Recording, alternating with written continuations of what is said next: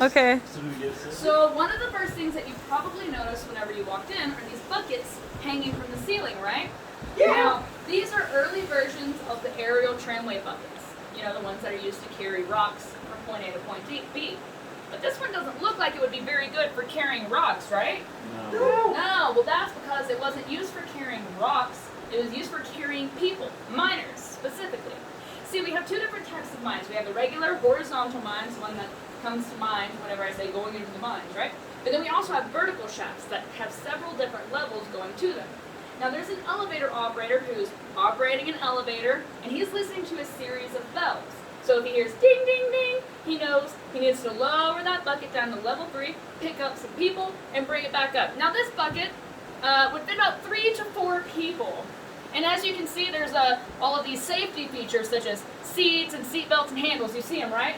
Yeah. I don't know why you're nodding. There's definitely not any of that. So I'm more of a visual learner, so I need 4 people to show. Oh, okay. 1, 2, 3, 4. Yes. Let's pretend that the bucket is right here on the ground. How on earth are all 4 of y'all going to fit into that bucket just like that? Okay, can you carry us? Yeah. Oh no. It already seems like a bad idea. Almost had it. Wait. One at a time. Zach first. This seems. No, Kyle. Oh my god. I don't know you're right. Oh no, the bucket broke.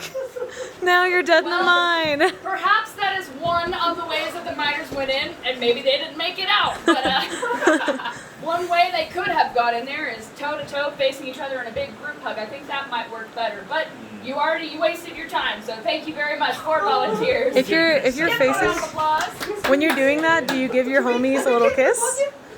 So the person who's operating the elevator, well, he's getting paid just a little bit more than y'all 4 are because he has something that you don't have. His hearing, right? Because he needs to listen to those bells. But mines are very loud. We're using dynamite, and we have the aerial tramway going. We have the stamp mill, which is certainly loud. And so eventually you're going to lose your hearing. So that's why he gets paid just a little bit more. But that's okay. If you lose your hearing, you can still go work in the mine, right? Yeah! All right, so you hand me that big metal stick right there. This one? Yes. All right. Any guesses what on earth this is that was used in the mine? Yes. Drill bit. It is a drill. Yeah, I'm sure you knew that, right? That's okay.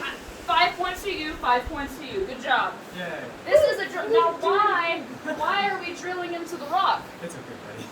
Let's see if it's got gold. To see, that's a lot of drilling just to see if there's gold. Put dynamite.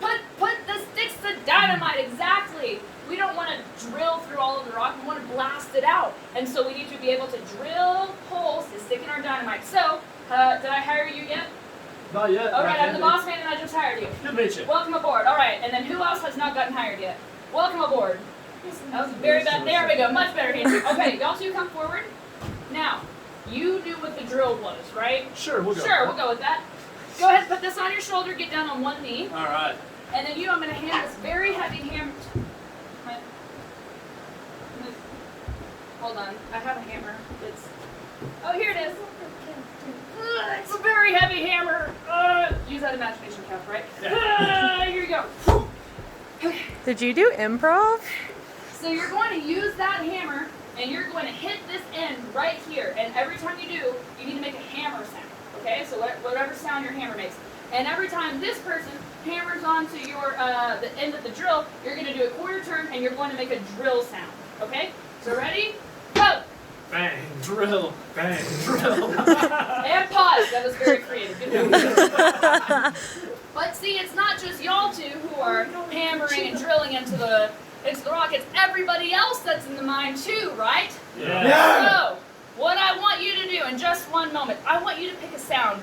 It might be the hammer, it might be the drill, it might be the dynamite. Pick one of those 3. Think of what sound that might make. And I need you to be as loud as possible because I want to simulate how loud it can get in the mine. Can you do that? If you're the dynamite, you better blow me away with how good you are. All right? Okay. And just to make it extra loud, let's also stomp our feet while making these sounds. All the way until I say stop. Okay, so watch me, everybody. Ready? Set.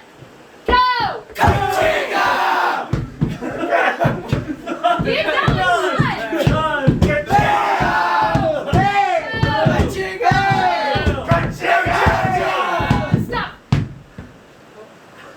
Somebody didn't do band, right? No. Okay, so you're a foot into the rock, and that's how deep you want to be to put in your stick of dynamite. But it's so loud in here, you can't exactly turn to your buddy and say, "Hey, buddy, we're good here, so you can go ahead and stop hammering." So you need to give a visual cue, right? Okay, I know so this one. you're aiming for this shiny end right here. That's your target, right? Right. But you can't hit a target that's not there, right? Right. So what you're going to do is make the target disappear. You're going to take your thumb and cover up the end of the drill, just like that. And he'll see it. He'll see that. Sure. And you definitely wouldn't hit his thumb right now, right? Sure. Bang. No! Oh! He died. Hey, but that's okay. Even if you do get one of your thumbs hit, that's why we have two thumbs. Exactly. See, the miners would give this process a 2 thumbs up. If they had them. Okay, thank you both so much. Wait, but could you, in theory, use the rest of your fingers as well? Don't worry about it. So I have 10 chances? Theoretically. Now, boss man. You said the end of that drill bit was shiny, but you also said that the mines don't get electricity until the 1920s. So how can they see in the mines, boss man? Where's the lie, boss man? All right. They use their eyes. I know, they use their eyes. I like that. Potatoes. Well, as you can see, we will get some electricity later on. You can see some of our lighting right over here. But for the time being, the miners are using these carbide lanterns. Now, how these work, carbide is a chemical that's going to go right down here. And it creates a flammable gas whenever you drip water on top from here. Now, that seems pretty safe considering we're using dynamite or sulfur in the mines and other chemicals, right? Yeah. So it creates a flammable gas, and then we're going to use this striker right here that's going to light that flammable gas. And then you have a light on your helmet for the rest of your shift. But at the end of your 14-hour shift, well, your light is going to run out. So, how did the miners get out of the mine, you're probably wondering? They had to do a process. Oh, yes? They put their hands in their chest shoulder and walk out. Yes, that's exactly it. They had to do a process called mucking out, which is when they would all stand in a line. You would put your hand on the shoulder of the person in front of you. Whoever's in front is going to call out whatever. Oh, okay. Just like that. Thank you. I'm a visual learner. Thank you.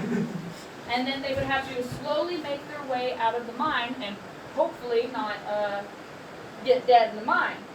Now that seems very safe, right? It definitely is not safe. I don't know why you're saying yes. And that light doesn't seem very safe either. And neither does that drill or the bucket or really anything that we've talked to up to this point. It's almost as if mining is dangerous. Oh my god, dangerous. And that's why the miners have to wear these things right here.